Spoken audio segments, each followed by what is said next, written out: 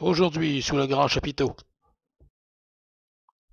Bonjour, bienvenue aujourd'hui sous le grand chapiteau. Aujourd'hui, sous le grand chapiteau, on voulait revenir sur l'histoire des logements, oui, mais plus directement sur ce qu'on a parlé cette semaine, qu'on a entendu parler beaucoup dans les médias, le dépôt garanti qui pourrait être demandé par les propriétaires, qui est demandé en fait par les propriétaires et qui pourrait être endossé par le gouvernement de la CAQ, qui, en passant, est un gouvernement qui n'a pris que de mauvaises décisions depuis le début, ça en ferait une de plus. Je pense que vraiment, ça, c'est trop demandé. Les propriétaires ont déjà augmenté énormément les prix des logements au cours des 3 dernières années particulièrement, dans les villes, spécialement comme Québec et Montréal. Québec qui est la ville où les logements sont le plus chers. Et là, en plus, on voudrait avoir un dépôt garanti. Imaginez. Les propriétaires, bon, en général, ce sont des gens qui ont eu la chance de se ramasser un peu d'argent, puis acheter un ou deux blocs appartements ici et là. Et là, à partir de là, on dirait qu'ils se croient des rois. Ils pensent qu'ils sont des rois, ils imposent des règlements abusifs qu'ils n'ont pas le droit d'imposer. Tu te présentes là pour louer, t'as pas le droit d'animaux, t'as pas le droit aux chiens, t'as pas le droit aux chats, t'as pas le droit aux oiseaux, t'as pas le droit de fumer, t'as pas le droit de rien faire. En fait, souvent même, ils veulent même pas que tu peintures, ils veulent que tu laisses ça blanc. Ou si tu peintures, c'est eux autres qui choisissent les couleurs à ta place. Puis là, maintenant, après ça, c'est l'enquête financière. On fait une enquête financière pour savoir si la personne est solvable. Bon, après ça, on analyse, voir si on peut y louer ou pas. Autrement dit, c'est comme si on voulait louer, mais qu'on voulait pas louer. On veut louer des riches.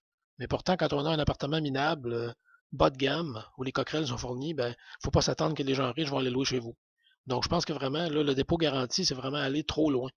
On demande une enquête financière, on impose toutes sortes de règlements. Et là, en plus, on dit à la personne, ouais, ouais, tu as tout franchi les étapes, tu as même franchi l'enquête financière, ce qui est formidable. Bravo, mon ami. Tu peux presque louer chez nous, mais maintenant, il y a une dernière surprise qui t'attend. On te demande 1000 $ de dépôt garanti. Eh bien, pour la plupart des gens qui gagnent des petits salaires, un dépôt garanti de 1000 $ ne sont pas capables de déposer ça. Et ils ont pas, la plupart de ces gens-là n'ont pas ça dans leur compte, 1000 $.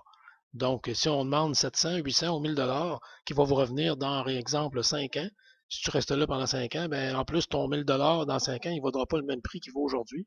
Je pense que vraiment, c'est très abusif et c'est vraiment éloigner les gens pauvres des centres-villes, éloigner les gens pauvres même des banlieues. Les gens plus pauvres vont devoir s'en aller vivre dans des villages pour être capables de se trouver des logements. Et évidemment, ben, c'est une situation qui va encore une fois rendre les pauvres plus impuissants et les riches plus riches. Puis aussi, ben, c'est une façon qui va créer également de nouveaux sans-abri. On a déjà beaucoup de sans-abri dans les villes. Alors, de plus en plus, les gens ont de la difficulté à se trouver des logements à prix abordables présentement. C'est déjà le cas. Ce qui fait qu'il y en a plusieurs qui doivent aller dans les villages.